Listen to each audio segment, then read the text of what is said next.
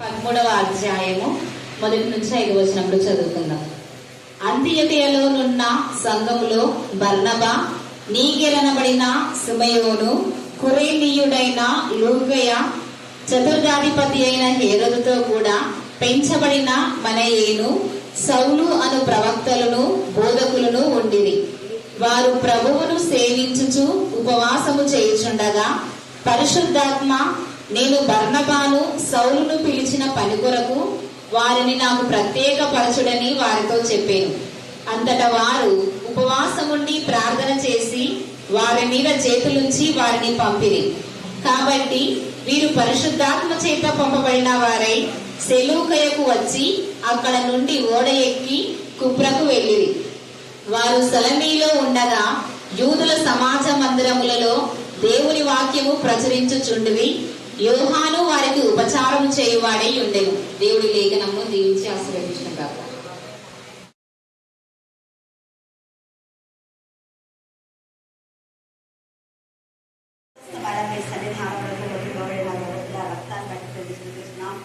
ప్రబుద్ధిని ఆధారం చేసుకోగా మీరు చేసిన మేడలో దేనిని మరొక ఎల్లప్పుడూ కృతజ్ఞత కలిగి ఉండేలాగా మేము జ్ఞానాత్మత నింపమని ప్రార్థిస్తున్నాం.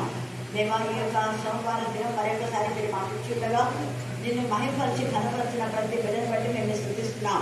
పాటల ద్వారా నేను స్థుతించగలిగినందుకు నీకు వందనాలు చెల్లిస్తున్నాం.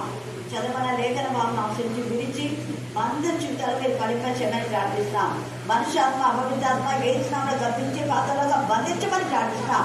మానవ తలంపులు పద్ధతులు దైవోపదేశమని బోధించే ప్రతి దుర్బోధన నుంచి మీ బిడ్డ విడిపించమని ప్రార్థిస్తున్నాం. అనేక మంది గాలి చేత రేపబడి అటు ఇటు కొట్టబడే సముద్ర తరంగాలాగా దేవా విశ్వాస జీవితంలో తొట్టిన ప్రతి ఒక్కరితో నేరుగా స్థితిగా మీరు మాట్లాడే దేవుడుగా ఉన్నందుకు మేము స్థుతిస్తున్నాం. దేవా, మీలో చెల్లించి ఫలించి ఉనికి కలిగి జీవించడానికి మీకు రాయచేది కాక వాక్యం బయట వెళ్తున్నప్పుడే ఆత్మీయ మానసిక శారీరక రుగ్మత నుంచి విడిపించమని ప్రార్థిస్తున్నాం. వాక్యం ద్వారా బలపరచండి, వాక్యం ద్వారా ధైర్యపరచండి, వాక్యం ద్వారా స్వస్థపరచండి, వాక్యం ద్వారా దుష్ట శక్తులు ప్రేతాత్మల సమూహం నుంచి విడిపించమని ప్రార్థిస్తున్నాం. స్తోత్రం దేవా, కరుణాపీఠంలో వచ్చిచున్న వారి బయటచున్న వారి తండ్రి, కరుణాపీఠంలో పరిచయం చేసే ప్రతి ఒక్కరిని దేవా మీరు జ్ఞాపకం చేసుకొని నీవే మహిమపరుచుకోమని మమ్మల్ని మా ఆత్మను మీ చేతులకే సమర్పిస్తూ నజరేనా యేసుక్రీస్తు శక్తి గల నామమున ప్రార్థిస్తున్నాం తండ్రి. ఆమేన్, ఆమేన్. ఆత్మ చేత పంపబడిన వారు. మళ్ళీ చెప్పండి అందరూ, మళ్ళీ చెప్పాలి. ప్రతి విషయంలో మనం కూడా ఎక్కడికైనా వెళ్ళేటప్పుడు వాళ్ళు చాలా మంది తెలుసుకుంటారు. పిలిచిన ప్రతి చోటుకి వెళ్ళడం కాదు,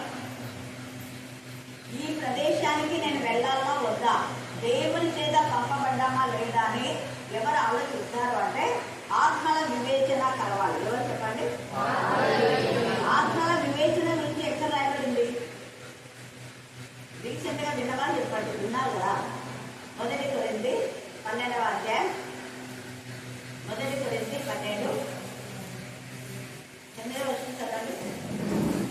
మరి ఒకనికి ఆ ఆత్మ వలనే విశ్వాసంను మరి ఒకనికి ఆ ఒక్క ఆత్మ వలనే స్వస్థపరచు వరములను మరి ఒకనికి అద్భుత కార్యములు అని ఇక్కడ రాయబడింది. ఇంకా పైన మనం చూస్తే చాలా ప్రాముఖ్యంగా బుద్ధివాక్యము, జ్ఞానవాక్యము, ఆత్మల వివేచన. తర్వాత మళ్ళా ఏమని చెప్తాడంటే ఆత్మల వివేచన వరం అనేది ఉండేవాళ్ళు ప్రవచిస్తారు. 1 కొరింథీ 14వ అధ్యాయం 1వ వచనం చదవండి. ప్రేమ కలిగి ఉండుటకు ప్రయాసపడుడి అని చదివేటప్పుడంతా మీకు ప్రేమ ప్రేమ అన్నప్పుడంతా ప్రేమకు నిదర్శనం ఏదైతే చెప్పాడు. ఏంటి ప్రేమ అంటే?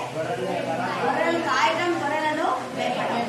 ప్రేమ అనే ఆ మాట పదాన్ని ఎప్పుడు విన్నా కూడా మనం ఏదో ఇచ్చిపుచ్చుకోవడం కాదు. ప్రేమ అంటే వాక్యం ద్వారా గద్దించాలి, హెచ్చరించాలి, బుద్ధి చెప్పాలి, సరిదిద్దాలి. ఇది ప్రేమ అంటే. ప్రేమ అంటే ఎవరిని పట్టించుకోకుండా ఊరికే ఉండి ఏదో ఒకటి వాళ్ళకి మెప్పించడం కోసం, స్థుతి కోసం వాళ్ళు ఏదో మనం మెప్పించుకోవాలని చేయడం కాదు. అది ప్రేమ. అది నిజమైన ప్రేమ కాదు, అది నకిలీ ప్రేమ అంటారు. ఇక్కడ ఈ వాక్య భాగంలో కూడా నకిలీ క్రైస్తవులు ఉన్నారు, నకిలీ సేవకులు ఉన్నారు, నకిలీ ప్రేమ ఉండే వాళ్ళు ఉన్నారు.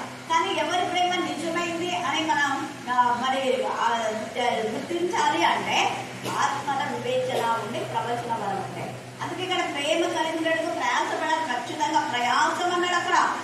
ఆ ప్రయాసం అనే పదాన్ని అర్థమైందంటే మనకు ట్రూ లవ్ అంటే ఏంటో అది అర్థమైపోతున్నాం. అసలు ప్రేమ అనే దానికి అర్థం ఏంటో మనం తెలుసుకోగలుగుతాం. అది ప్రయాసపడాలన్న తర్వాత ఏమంటున్నారు చెప్పండి. ఆత్మ సంబంధమైన వరములను ఆసక్తితో, అనాసక్తి కాదు. ఇక్కడ రెండు అర్థాలు ఉన్నాయి. ఆసక్తి ఉండాలి అంటే ఏమని ఆసక్తి ఉండాలి? ఆత్మ వరాలు పొందుకొని నేనేమో పెద్ద అందరితో పేరు పొందాలి, అందరి గురించి మరి నన్ను గురించే అందరు అనుకోవాలి అనే ఆలోచన కాదు. ఆత్మ సంబంధమైన ఆసక్తి కలిగి వాక్యంలో అనేకమైన విషయాలు తెలుసుకోవాలి. అది బుద్ధివాక్యం అంటే. బుద్ధివాక్యం అంటే ఉన్నవి లేని కలిపి తెరపడి బోధ కాదు. జ్ఞానవాక్యం అంటే కల్పనా కథలు కాదు. అలాగా ఆత్మల వివేచన ఉన్నప్పుడు ఎవరు ఏ విధానంలో వాక్యం చెప్పాలని ఐడెంటిఫై చేయగలరు. అందుకని ఇక్కడ ఎంత చక్కగా మాట్లాడుతున్నారు. చదువు. విశేషంగా మీరు, అది కూడా అర్థమైంది. విశేషంగా మీరు ప్రవచన వరం ఎలా ఉందంట? అపేక్ష. అప్పుడు నేను అడిగిన అపేక్ష అనేటువంటిది నేను అడగకుంటే దేవుడు ఇచ్చాడు. యాక్చువల్ గా నేను ఈ ప్రవచన వరం గురించి అసలు దేవుడు అడగలేదు, ఏ వరాల గురించి అడగలేదు. జస్ట్ అక్కడ ఎస్ఆర్ మనోహర్ బ్రదర్ నేను లాస్ట్ ఉన్నా, బ్రదర్ ఏమో ముందు ఉన్నాడు. ఆర్డర్ వాళ్ళు పిలిస్తే అందరు వెళ్ళారు, అందరికి ప్రార్థన చేస్తూ ఉన్నారు. నేను పాస్టర్ కూర్చుని కదా, కొందరు పెట్టి ఒకటి ఇంకొకటి వాక్యం బాగా చదివిన వాళ్ళకు అన్ని నమ్మరు. నా ఉద్దేశం ఏంటంటే మా మమ్మీ డాడీ ఎంత స్పిరిచువల్, అసలు అమ్మకు బైబిల్లో ఎన్ని ఇవన్నీ గిఫ్ట్లు ఇచ్చారు కదా. వాళ్ళ అంటే మమ్మీ డాడీ అమ్మ నాన్న ఏదైతే మిషనరీ వర్క్ చేశారో ఆ మిషనరీస్ యొక్క పుస్తకాలు నేను బాగా చదివేదాన్ని. అందుకనే వాళ్ళకంటే వీళ్ళేమి ఇది పెద్ద చూసి పోతరాలు ఇది అని అనుకున్నాను. అనుకొని వెనకాల నా పిలుపులాగా నేను వెళ్ళలేదు. అయితే ముందున్న బ్రదర్ వెనకాలన్నా నా దగ్గరికి వచ్చి నా తలపైన చేపెట్టి ప్రేయర్ చేస్తే అప్పుడే దేని గురించి నేను అడగలేదు. అప్పుడే పరిశుద్ధ ఆత్మతో నింపబడి దేవుడు ఇచ్చినటువంటి విషయాలు. అందుకని ఇక్కడ ఎందుకంటే వాళ్ళంతా ఫాస్టింగ్ ప్రేయర్స్ లో చేసి చేతులు ఉంచుతారు. చేతులు ఉంచడం ద్వారా ఎబ్రేయులకు రాసిన పత్రిక ఇంకా అక్కడక్కడ అంటారు, మీరు ఆత్మ ద్వారా మీరు ఎవరైనా చేతుల నుంచి ప్రవచన మూలంగా ఒక పదాన్ని ఏదైనా చెప్తే నిర్లక్ష్యం చేయొద్దు. పెద్దలు హస్త నిక్షేపణ చేసి నీకు ఏదైనా చెప్పారంటే దాన్ని ఎప్పుడు నిర్లక్ష్యం చేయకూడదు. నేను ఎప్పుడు ఏది నిర్లక్ష్యం చేయలేదు కాబట్టే ఇన్ని సంవత్సరాలుగా మీ మధ్య వాక్య పరిచయంలో ఉన్నా. ప్రతి దైవజనుడు చెప్పిందంతా నేను గుర్తుపెట్టుకొని రాసుకొని దాన్ని మెడిటేట్ చేస్తాను. ఆ యొక్క వాక్యంలో పదే పదే పదే నేను దేవుని సన్నిధిలో ఎత్తుపడతా. నాన్న ఎప్పుడైతే నాకు మీరు అడుగుపెట్టిన ప్రతి ప్రదేశం బలవంతంగా చేయుదును అనే మాట, నాన్న అభిషేకం పొందినప్పుడు ఇచ్చిన ఆ యొక్క అంటే థ్రెడ్తో వాళ్ళే వర్క్ ఇచ్చారు మిషనరీస్ అంతా. వాళ్ళ స్వహస్తములతో దాన్ని తయారు చేసి కర్నూలు అందరూ అంటే కర్నూలు డిస్టిక్ లో మిగతా చోట ఏమో తెలియదు నాకు. కర్నూలు డిస్టిక్ లో మొట్టమొదట అభిషేకం పొందేవాళ్ళు 4-5 మంది పాస్టర్స్ ఎంతమందిలో ఆ ఇచ్చినటువంటిది మేమంతా 5 మందివి. కానీ నాన్న తెచ్చిచ్చారు. నేనన్నా మీరు కూడా పెట్టుకోలేదు నాన్న అన్నా. లేదు మీ దగ్గర పెట్టుకున్నా. నేను ప్రతిరోజు ఆ పదాన్ని మెన్షన్ చేస్తూ ఉండేదాన్ని. అందుకనే ఆ పదం మా చెల్లి కూడా ఎప్పుడైనా చేస్తే ఆ ప్రాణం చేసినప్పుడు చేస్తుంటారు. మీరు అడుగుపెట్టే ప్రతి ప్రదేశం ఫలవర్తగా చేస్తున్నారు దేవా. మరి అక్క అడుగుపెట్టే ప్రతి ప్రదేశం ఫలవర్తగా చాలా మందికి నోటేది. అలాగే చేశాడు దేవుడు. కారణం ఏంటంటే ఆత్మతో అభిషేకించబడిన వాళ్ళ ద్వారా మనం పంపబడుతున్నాం. దేవుని ద్వారా దేవుని యొక్క ఆత్మ మనం పంపినప్పుడు మనం ఎక్కడికి వెళ్ళా కూడా కార్యాలు సఫలం అవుతాయి. అది ఏదైనా కూడా ఇక్కడ. అందుకనే ప్రవచన వరమును ఆసక్తితో అపేక్షించడం. ప్రవచనం అంటే కొంతమంది ఇమిటేట్ చేసి ఉన్నవి లేనివి కలిపి చెప్పి అబద్ధపు ప్రవచనాలు చెప్తే ఎప్పటికీ అవి నెరవేరాయి. అబద్ధ బోధలు అబద్ధ ప్రవచనాలు ఎప్పటికైనా బయటపడిపోతాయి. వాళ్ళు చేసేది అబద్ధము అని అర్థమైపోతాయి. వాళ్ళు నకిలీ సేవకులు అని తెలిసిపోతుంది. వాళ్ళ యొక్క బిహేవియర్ని బట్టి మనం తెలుసుకోవాలని వాక్యంలో తేటగా రాయబడింది. ఇక్కడ వీళ్ళు ఆ విధానంలో ఆత్మ చేత కాబట్టి వీళ్ళు పరిశుద్ధ ఆత్మ చేత పంపబడిన వారై. చూడండి, ఎవరెవరు వాళ్ళు అంటే పైన ఉన్నారు. ఎవరి కోసం వాళ్ళు ప్రార్థన చేశారు అంటే సౌలు అను ప్రవక్తలను బోధకులు ఉండిరి. వారు ప్రభువును సేవించుతూ ఉపవాసం చేయించుండగా పరిశుద్ధాత్మ నేను బర్నబాను పౌలును పిలిచిన పని కొరకు దేవుడు ఏం చేశాడ? పిలిచాడు. మనం దేవుని చేత పిలువబడిన వారమై ఉండాలి. అందుకే దేవుడు పిలిచాడు. ఇక్కడ పౌలుకు అపోస్తల కార్యం 9వ అధ్యాయంలో యేసయ్యనే స్వయాన మాట్లాడింది. అక్కడంతా మీకు తెలుసు, దర్శనం 9వ అధ్యాయం దర్శనం అంతా మీకు తెలుసు. అప్పుడు నేను నిన్ను అనేక మంది అన్వేషణల దగ్గర వాడుకుంటానని చెప్పాడు. అలాగనే పౌలు వచ్చేసాడు. తర్వాత అక్కడ అననీయ కూడా ప్రార్థన చేస్తాడు. ఇక్కడ నేను బర్నబాను పౌలును పిలిచిన పని కొరకు వారిని నాకు ప్రత్యేక పరుచుడని వారితో చెప్పాను. ఇక్కడ ఇది అండర్లైన్ చేసుకోండి. ప్రత్యేక పరుచుడని వారితో చెప్పాను. ఎవరితో చెప్పాలి? ఎవరితో చెప్పాను? అందుకే బాగా అబ్జర్వ్ చేసి ఇక్కడ పైన ఉంటుంది కదమ్మా, అంత్యొకయలో ఉన్న సంఘంలో వీళ్ళు ఉన్నారు. ఎవరెవరు అంటే అదే బర్నబా, నిగేర్, అడ్డబెన్న, సుమయోను, కురేనియుడైన లుకియా, చంద్రుపతి అయిన హేరోదుతో కూడా పెంచబడిన మన యేసు. హేరోదు అంటే హేరోదు రాదు కాదు, ఇక్కడ వేరే. సౌలు అను ప్రవక్తలను బోధకులను ఉండేది. ప్రవక్తలు ఉన్నారు, బోధకులు ఉన్నారు. కొందరు కొట్టి ప్రవచించేవారు మాత్రమే ఉంటారు, కొందరు బోధించేవారుగా ఉంటారు, కొందరు అన్ని చేసేవారుగా కూడా ఉంటారు. వీళ్ళు చేస్తారు, ఇంటర్ప్రిటేషన్ ధర్మం ఉంటుంది, భాషలో ఉంటుంది, తర్వాత హీలింగ్స్ ఉంటాయి. వాళ్ళందరికీ కూడా కొందరి జీవితంలో దేవుడు 9 గిఫ్ట్స్ ఫుల్ఫిల్ చేస్తూ ఉంటాడు. ఇక్కడ మనం చూస్తే ఈ పైన ఉన్న ఈ వ్యక్తులు అర్థమైందా, వీళ్ళు ఆల్రెడీ అక్కడ సేవ చేస్తూ ఉన్నారు. ఇప్పుడు నేను చెప్పిన వీళ్ళందరి గురించి వీళ్ళు సంఘంలో ఉన్నారు. సంఘంలో వాళ్ళు మంచి పరిచయం చేస్తున్నారు. అందుకే అక్కడ ఉన్నారు. బోధకులు గుండెనంటే బోధిస్తున్నారు, ప్రవచన చెప్పే వాళ్ళు కూడా ఉన్నారు.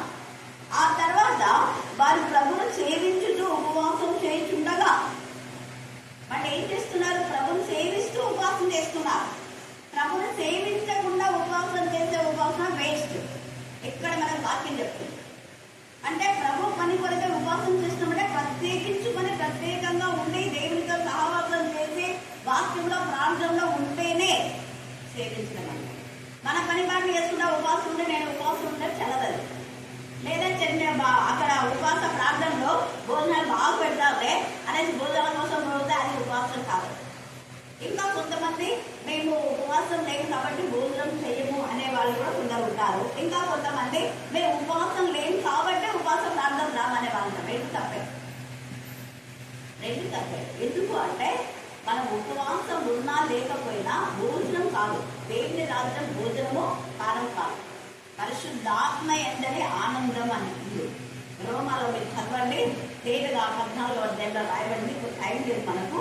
అక్కడ దేవుని రాజ్యం భోజనము పానం కాదు కానీ నీతి సమాధాన పరిశుద్ధాత్మ ఎందరి ఆనందమై ఉంది. పరిశుద్ధాత్మలో ఆనందించరా. నువ్వు భోజనం చేసేవా భోజనం చేయలేదా అనేది కాదు, వాక్యంతో దేవునికి అనుసంధానమై ఉన్నామా లేదా అనేది మెయిన్ టాపిక్ అక్కడ. అందుకనే ఇక్కడ వీళ్ళు ప్రభువును సేవిస్తూ ఉన్నారు, ఉపవాసం ఉన్నారు, రెండు చేస్తున్నారు.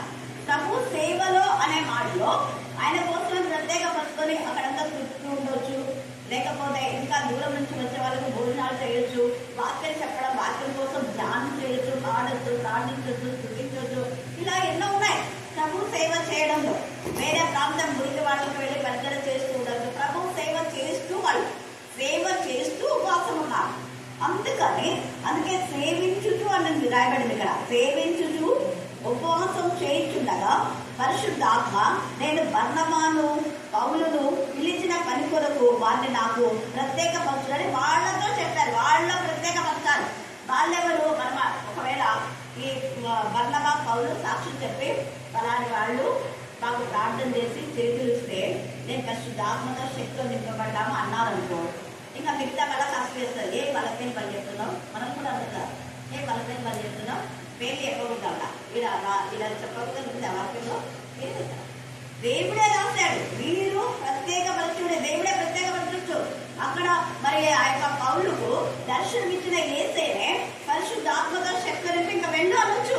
అసలు అన్ని మీడియాకి అవసరమే లేదు. చాలా మంది మధ్యవర్తులతో అవసరం లేదు. ఆ దేవునితో కరెక్ట్ గా అయి ఉండాలి, దేవునితో సంబంధం ఉండాలి.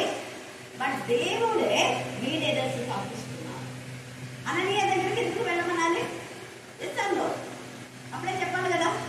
ఏసైనా నేను తాకిననుకో, నేను ఆత్మతో నింపినాక నువ్వు పర్చేస్ చెప్ప అనొచ్చు కదా. చెయ్యాలి. ప్రతి దానికి తండ్రి అనే దేవుడు మనల్ని వాడుకోవడం. మీరు కూడా రేపు ఇలా చెయ్యాలి అని అననీయ దగ్గరికి పంపాడు, మళ్ళీ ఇక్కడ వీళ్ళ దగ్గరికి పంపుతున్నాడు. అప్పుడు ఇంకా పరిచర్య స్టార్ట్ కాలేదు పౌలు. చూసారా ఇక్కడంతా మనం 10, 11, 12 అంతా పేతురు గురించి మనం చూస్తున్నాం కదా. పేతురు పరిచయం ఉంది. 9 ఆత్మతో నింపబడినాడు. ఆల్రెడీ ఆత్మతో నింపబడినంత మాత్రాన పరిచయం జరగదు. రోజు శక్తితో, పరిశుద్ధాత్మతోను శక్తితోనూ దేవుడు యేసుని అభిషేకించడం రాయబడింది. శక్తితో నింపబడంటే ప్రతిరోజు ఎంతసేపు మనం ప్రార్థనతో ఉండాలి, స్తుతించాలి, యాచించాలి, విజ్ఞాపన చేయాలి, వాక్యం ధ్యానం చేయాలి. అప్పుడే పరిశుద్ధాత్ముడు మనలో ప్రయాణం చేస్తాడు. పరిశుద్ధాత్ముడు మనతో పాటు ప్రయాణం చేయాలి అంటే, పరిశుద్ధాత్ముడు మనతో పాటు కార్యాలు జరిగించాలంటే, పరిశుద్ధాత్ముడు మనలో జీవించాలంటే, పరిశుద్ధాత్మలో కలిసి మనం దేవుని మహిమపరిచి గణపరచాలంటే ఇన్ని ఉన్నాయి. ఊరికే పరిశుద్ధాత్మ వచ్చినట్టుగా రాదు. పరిశుద్ధాత్మతో శక్తితో నింపబడిన అసలు మౌనంగా ఉండాలి. పరిశుద్ధాత్మతో శక్తితో నింపబడిన వాళ్ళు ఆత్మల వివేచన కలిగి వాళ్ళు ఎవరు ఎలాంటి వాళ్ళు అని ఐడెంటిఫై చేసి మొత్తానే కనిపిస్తారు. ఇండైరెక్ట్ స్పీచ్ కాదు, డైరెక్ట్ స్పీచ్. ఇక్కడ ఎప్పుడైతే పౌలు బర్నబా పరిశుద్ధాత్మతో శక్తితో వారు నింపబడినారుగా ప్రార్థన చేసి వారి మీద చేతుల నుంచి వారిని పంపారు. దేవుని చేత ఏర్పరచబడిన వాళ్ళు మిగతా వాళ్ళ పైన తలపైన చేతుల నుంచి వారిని పరిచర్యకై ఏర్పాటు చేసి పంపుతున్నారు. అందుకే కొరింథీ రాసిన మొదటి కొరింథీ పత్రికలోనే స్టార్టింగ్ లోనే ఎంత బాగా రాస్తారు చూడండి. పౌలు విశ్వాస బాధ్యత చాలా పౌలు చాలా కృతజ్ఞత గలవాడు. మొదటి కొరింథీ 1:1-2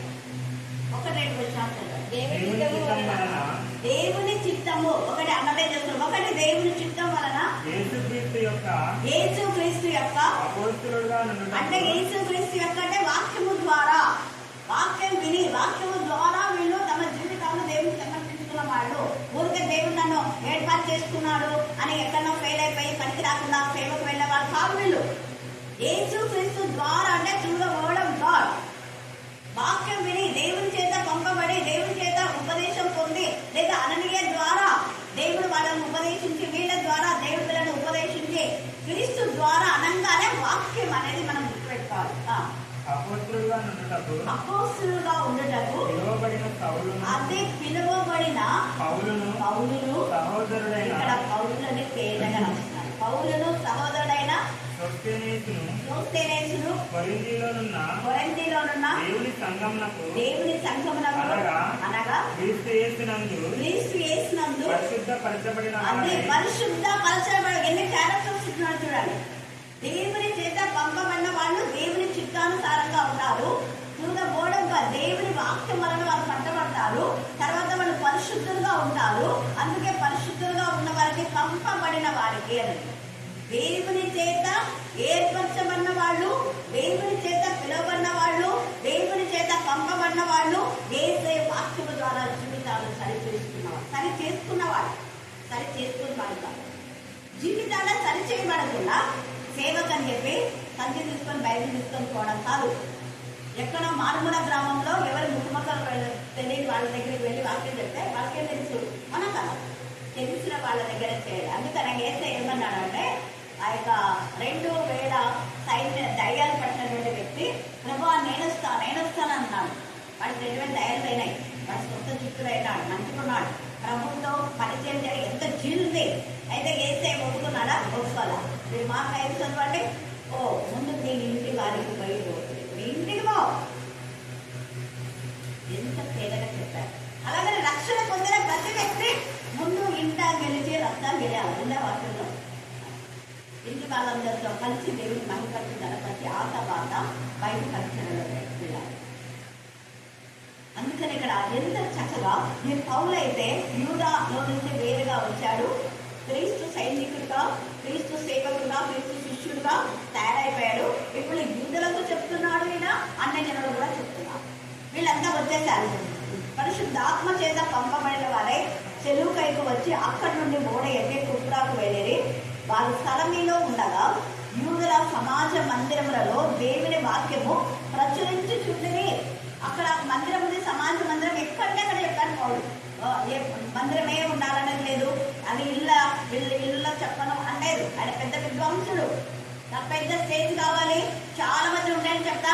20 మంది 30 మందికి 1000 మందికి నేనేం చెప్తా, ఎంతమంది వస్తారు అక్కడ? 5000 మంది. Okay, it's okay, done. నేను చెప్తా వాక్యం. అదే 50 మంది 20 మంది 200 మంది అంటే నేను పెద్ద స్పీకర్. నేను ఎవరో తెలుసా?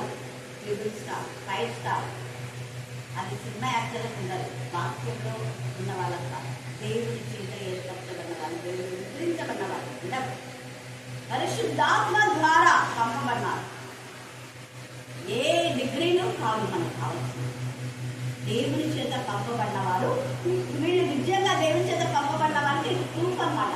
ఏదైతే 13వ అధ్యాయంలో మనం చదివితే అక్కడ రుజువు చేయబడింది. నిజంగా వాళ్ళు పరిశుద్ధాత్మతో పంపబడినారు లేదంటే రుజువు చేయబడింది. అక్కడ ఎలా రుజువు చేయబడింది అంటే, ఇదంతా మీరంతా చదవండి. అక్కడ ఒక గారడి వాడు ఉన్నాడు.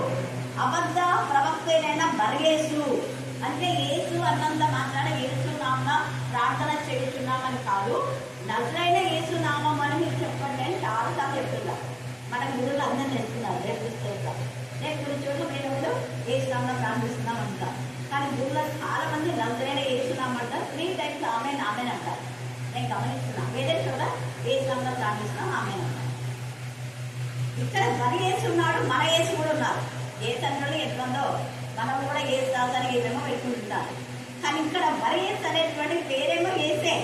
వీడు అనుకునేటాడు, నేను ఏసు చూస్తే కలుచడంలో నా పేరు మరి ఏసు ఏమనుకున్నావు అని అన్ని తప్పుడు మోదని చెప్పి అక్కడ మంచి ధనికుడు ఉన్నాడు. ఆ ధనికుల దగ్గర డబ్బులు లాగడానికి ఉన్నవి లేనివి కలిసి చెరబడి పెద్ద పెద్ద ఏ బొమ్మ చేస్తున్నాడు. గారడి వాడంటే భ్రమపరిచే ఆత్మ. భ్రమపరిచే ఆత్మలు ఉండేవాళ్ళు ఇలాగనే భ్రమలో ముంచేస్తారు. కానీ ఎవరైతే నిజమైన ఆత్మలు ఉన్నారో వాళ్ళు ఖచ్చితంగా ఎప్పుడు కడిపోరు, దేవుని సేవలో నిలుస్తారు. వీడి సేవ సగంలోనే ఆగిపోయింది. నిజంగా దేవుని చేత పంపబడిన వాళ్ళు, దేవుని చేత ఏర్పాటు చేయబడిన వాళ్ళు, పరిశుద్ధాత్మతో శక్తితో నింపబడిన వాళ్ళు, వాళ్ళు ఎట్లాంటి పరిస్థితిలో కూడా పరిచయం కొనసాగిస్తాయి. కానీ ఆగిపోదు సేవ. డబ్బు కోసం సేవ చేయరు. వాళ్ళు డబ్బు ఇస్తారా లేదా డజన్ మ్యాటర్. మనం చేస్తే దేవుడు మనకు ఇస్తారు. అసలు ఈ మధ్య పరిచయం ఎక్కువైపోయిందో నేను చూస్తున్నా కదా. ఎప్పుడు పంపని వాళ్ళు నాకు అదే ఫోన్ పే చేస్తున్నారు. నా నంబర్ కనుక్కో. నాకు ఆ పేరు కూడా తెలియదా? అక్కడ ఏం చేస్తున్నారు, నేను నన్ను అప్పు ఇవ్వు అని. మరి వెంటనే ఫలానా వాళ్ళ ముందుగా నాకు వాళ్ళ పేరు ఏం లేదు, ఒకటి నంబర్ ఉంది అంతే. అప్పుడు ఇంకొంది. నేను వెంటనే దాని కింద ఫోన్ ఇవ్వు అని పెట్టేసరికి, అంటే నేను అండి శశాంతి కొడుకు వచ్చిన వాళ్ళ పేరు నాకు ఎప్పుడో చిన్నప్పుడు తెలుసు. మొన్న చూసేట వాళ్ళకి జరిగింది కదా, ఎప్పుడు తెలుస్తా. అక్కడ పాపం ఇవ్వాలని చాలాసేపు ఉన్నారు. నేను కొంచెం వచ్చేసిన ఎవరు చెప్పకుండా చూస్తారంటే ఇది బాబు కోసం వేయించింది, ఇది బాబు అకౌంట్ నంబరు అంటే అవునా చేసి మీకు ఎవరు అనుకున్నాను అని కనిపిస్తున్నాను. ఎందుకు నేను చెప్తున్నా అంటే దేవుడు మన యొక్క ప్రయాస ప్రభుత్వం ఎప్పుడు ఎన్నటికీ వ్యర్థం కాదు. మళ్ళీ కమలైతే ఎన్నిసార్లు ఫోన్ చేసి మీకు అది ఇవ్వాలి మేము తీసుకుంటే మీరు తొందరగా వెళ్ళిపోయినారు అని ఈరోజు రమ్మంటారు. మేము వెళ్ళారు. హల్లెలూయా. అలాగా వీళ్ళు ఎవరిపైన ఆధారపడడం లేదు, దేవుని పైన ఆధారపడే వాళ్ళకు ఎప్పుడు ఎన్నడూ తక్కువ కాదు, తక్కువ చేయడు దేవుడు. ఆ నోషన్ వల్ల దేవుడు. ఇక్కడ ఇతనైతే డబ్బు కోసం మాత్రమే పరిచయం చేస్తున్నాడు. అందుకే వాడి మధ్యలోనే వాడి బస్సు అయిపోయింది అంతే. డబ్బు కోసం చేసే పరిచర్య ఆగిపోతుంది కానీ సాగిపోదు. ఇక్కడ చూడండి, ఇదంతా మీరు చదువుకోండి, మళ్ళీ టైం లేదు. అయితే ఎలుమ ఆ అధిపతిని విశ్వాసం నుండి తొలగింపవల్లని యత్నం చేసి, అంటే పౌలు చెప్పే బోధ ఎందు ఆయన లక్ష్యం ఇస్తున్నాడు. ఎవడో పౌలు అంట కదా, బాగా వాక్యం చెప్తున్నాడు అంట కదా అని అనుకొని పౌరుని అక్కడికి పిలిపించడానికి ఆయన పంపించడమో తెలియదు. ఇక్కడ ఇతను తెలిసినప్పుడు అధిపతి ఆ పౌలా అతను ఏమనుకున్నావు, రైతులంతా చంపినాడు, అది ఇదని చంపింది వాస్తవమే, కానీ పౌలు మీద దుర్బోధం చేస్తున్నాడు అధిపతి. అయితే పౌలు వెంటనే వచ్చినారు. వేరే వాళ్ళు అధిపతి దగ్గరికి రండి, మీరు అక్కడ చాలా మంది జనసంఖ్య గ్యాదరింగ్ చాలా ఉంది, మీరు అక్కడ వాక్యం చెప్తే ఇంకా చాలా మంది అంటారు కదా, అక్క వాళ్ళని చూడండి అక్క చెప్పండి అంటారా లేదా? అలాగనే చెప్పినా పౌలు వచ్చేసరికి ఇతను ఉన్నాడా?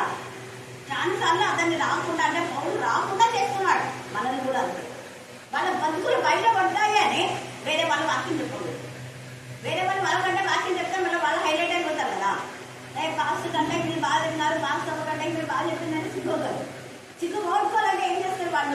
వాళ్ళు చెప్పకూడదు, మీరు చెప్పకూడదు, మేము చెప్పిందే మీరు వినాలి. వాక్యంలో లేదట. యేసయ్యనే స్వయాన తన శిష్యులను మీరు వెళ్ళి మీకు అంత అధికారం ఇచ్చాను, తండ్రి నాకు ఏ అధికారం ఇచ్చినాడో దాన్ని కొంచెం ఉంచుకొని మీకు కొంచెం మీద ఏ అధికారం ఇచ్చినాడో యాక్సిస్గా మీకు ఇచ్చాను. మీరు కూడా స్వస్థపరుస్తారు, బోధ చేస్తారు, చచ్చిన వాళ్ళని కూడా లేస్తారు. అన్ని నేనేం చేస్తానో అవి చేయడమే కాదు, అంతకంటే ఎక్కువ చేస్తాను. ఎంత ప్రేమ గల తండ్రి! ఏ సేవకుడైనా అలాగ అంటున్నారా? వాళ్ళే నిజమైన సేవ.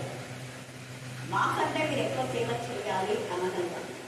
హల్లెలూయా, హల్లెలూయా, హల్లెలూయా. ఇప్పుడు వెంటనే పౌలు చూసి ఈ నకిలీ బోధకుడు ఇలా బయట పడిపోతున్నాడు చూడండి. వాడి పేరు గారడి వాడు కదా. ఆ అధిపతిని విశ్వాసం నుండి తొలగింపవాలని యత్నం చేస్తే మనం కూడా ఎంత యత్నం చేస్తున్నారు. వాళ్ళు రాకూడదు, వీళ్ళు రాకూడదు. పోయి కొంతమంది పోయి అడుగుతారు, నేను మళ్ళీ వాళ్ళు వాక్యం చెప్పాలంటే వద్దులే మేము పోయినాక రాములే వద్దు కానీ అనేవాళ్ళు. ఎందుకంటే ప్రజెంట్గా జరుగుతున్నాయో నేను మీతో చెప్తున్నా, జరగని కాదు, ఏవి జరుగుతున్నాయో అవి. ఇక్కడ ఆ ఎదిరింది అప్పుడు ఏమన్నాడు చూడండి. అందుకు పౌలు అనబడిన సౌలు, అంటే ఆయన పేరు గతంలో పౌలు ఉన్నాడు.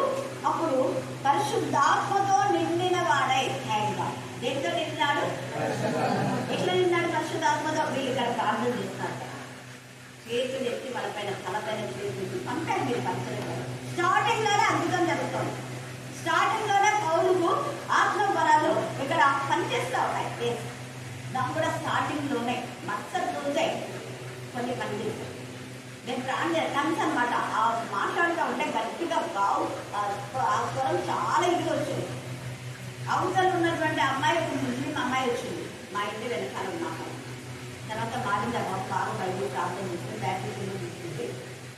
కానీ ఓర్చలేక చాలా ఏళ్ళు ఉంటుంది. ఒక 15 ఏళ్ళ తర్వాత ఆ పాపని ఇక్కడికి వచ్చింది. ఆ పాపను పంపేశారు వాళ్ళు. ఎంత కష్టం అంటే అంత కష్టం. ప్రభు నమ్మింది చాలా సార్లు నాతో కూడా ఆ పాప పరిచయం. హల్లెలూయా, హల్లెలూయా.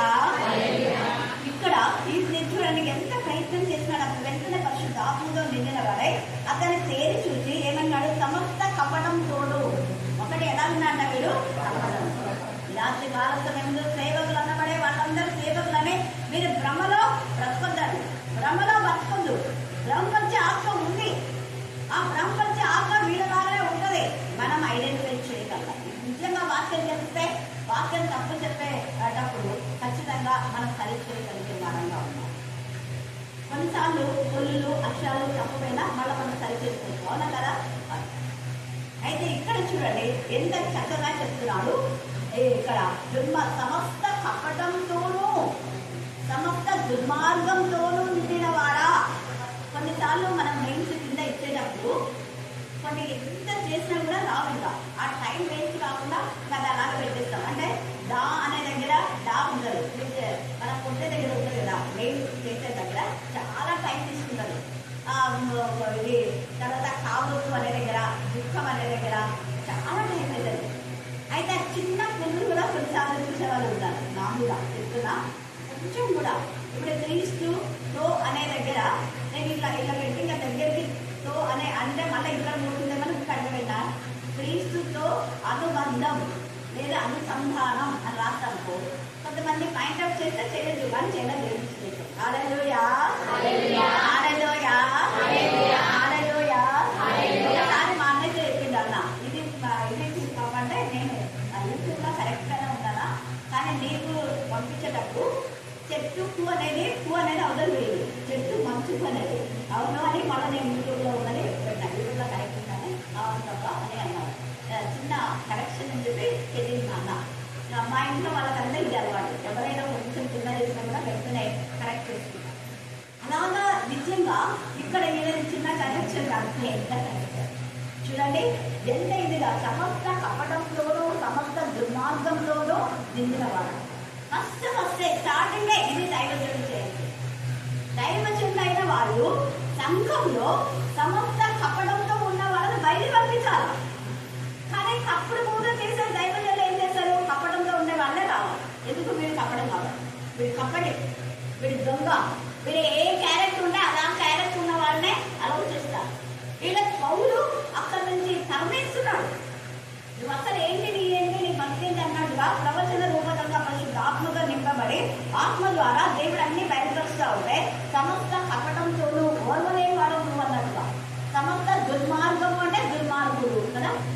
అని.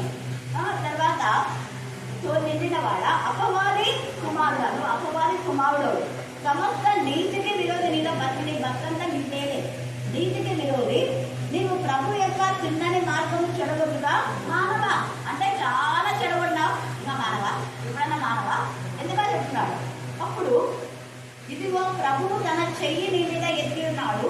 నీవు కొంతకాలం గుడ్డివాడవై సూర్యుని చూడకుండు అని చెప్పాను. కొంతకాలం గుడ్డివాడవై సూర్యుని చూడకుండు చెప్పు అంటే ఇదే పరిస్థితి గుడులో జరిగింది అనుకుందాము.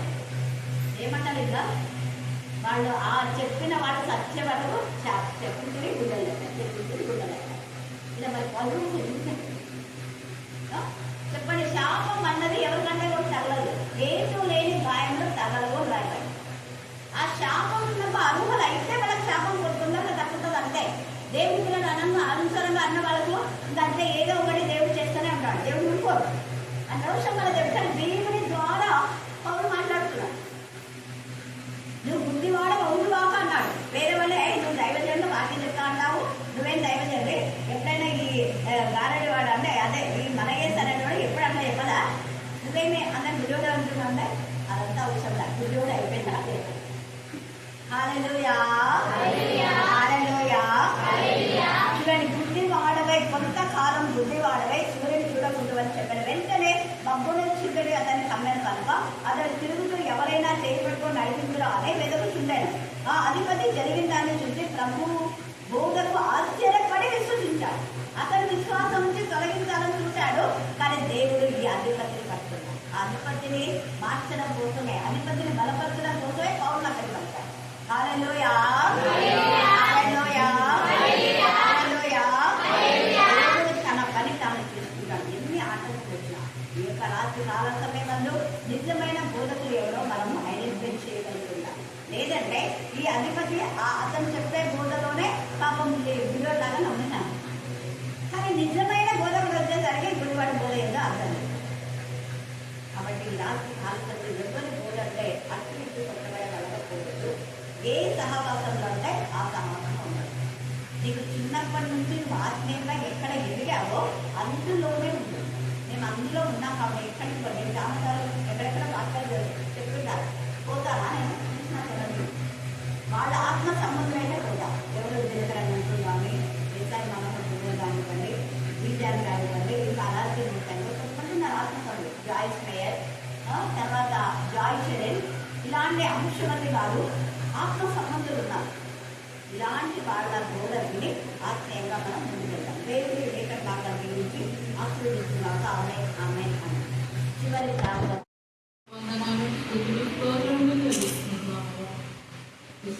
కాపాడువాడు పునకడు నిద్రపోవాలని సెలవిచ్చినాడు. ఆయన ఆగులండే దెబ్బనైనా రాత్రి వినల దెబ్బనైనా తలమనైనా ప్రతి గడియలు ప్రతి గంటలోనైనా కాపాడుతున్న గొప్ప దేవుని నీ పాదములకు వందనాలు, కృతజ్ఞతలు, స్తుతులు, స్తోత్రములు చెల్లిస్తున్నాను. నీ పాదములను పట్టుకొని మేము అడుగుతుండగానైనా ప్రతి ఒక్క సమస్యనైనా ఏ బిడ్డకైతేనైనా ఏ సమస్యలు ఏ చింతలు ఏ బాధలు ఉన్నామైనా ప్రతి బిడ్డ సమస్యను తొలగించడానికి సహాయం చేయండి. ఈ రాత్రికాల సమయంలోనైనా గాఢాంధకారపులో సంచరించినను అపాయములకు భయపడడం దేవా, ప్రతి బిడ్డనైనా అపాయములకు భయపడకనైనా నీవే ముందుండినైనా ప్రతి కార్యక్రమాన్ని జరిగించడానికి నీ కృపతి పొందనయ్యా. ఈ రాత్రికాల సమయంలోనైనా మీరు ఇచ్చిన తల్లినైనా నీ ఆశయవాడని చెప్పిండనైనా ప్రతి ఒక్కరితోనైనా మీరేడు మహిమపొందమని ఇచ్చినామైనా. ఈ రాత్రికాల సమయంలోనైనా అక్కకి ఇంకా నీ శక్తిని, నీ బలాన్ని, నీ జ్ఞానాన్ని దయచేసిన దేవా, నీ పాదముల వందనాలు, కృతజ్ఞతలు, స్తుతులు, స్తోత్రములు తెలుస్తున్నామయ్యా. ఈ రాత్రికాల సమయంలోనైనా ప్రతి యవనస్తుని జ్ఞాపకం చేసుకో, ప్రతి యవన కుమార్తెని జ్ఞాపకం చేసుకున్నాడయ్యా. నీ పాదములను పట్టుకొని అడుగుతున్నామయ్యా దేవా. ఆ బిడ్డలు యవన కాడి మోయడానికి కృపతూపండి మహిమపొందయ్యా. ప్రతి బిడ్డనైనా నీకు లోబడి నిన్ను ఆరాధించే జ్ఞానాన్ని నేర్పించండి, సహాయం చేయండి అయ్యా. ఈ భయంకరమైన దినాలలోనైనా మీరే ప్రతి ఒక్కరితో మాట్లాడండి, సహాయం చేయండి. ఇక్కడ వచ్చిన ప్రతి బిడ్డనైనా మీ ఆత్మతో, మీ శక్తితో, మీ పరిశుద్ధాత్మతో నింపండి, మహిమ పొందండి దేవా. పరలోక పరిస్థితులతో, 24 పెద్దలతో, దేవదూతల సమూహంతో చేతనైనా పరిశుద్ధుడు పరిశుద్ధుడు పరిశుద్ధుడు పరిశుద్ధుని పొడగొట్టిన మా గొప్ప పరలోకంలో పొందనాలు కృతజ్ఞతలు స్తుతులు స్తోత్రములు చెల్లిస్తుంటున్నామయ్యా. ఈ రాత్రినైనా వచ్చిన ప్రతి ఒక్క ఆత్మతో మీరే మాట్లాడటం అనుకుంటున్నాయ్యా. నైనా వచ్చిన వారిని నైనా మీరు ఇచ్చిన గృహాలకు వెళ్తున్నాము. నేను ప్రతి ఒక్కరితో మీరే మాట్లాడమనుకుంటున్నాను. ఈ నామానికి మహిమ ఘనత కీర్తి ప్రభావం కలిగిస్తారని యేసు పరిశుద్ధ నామమున ప్రార్థించి చేయబడుతున్న పరలోకపు తండ్రి. ఆమేన్. ఆమేన్.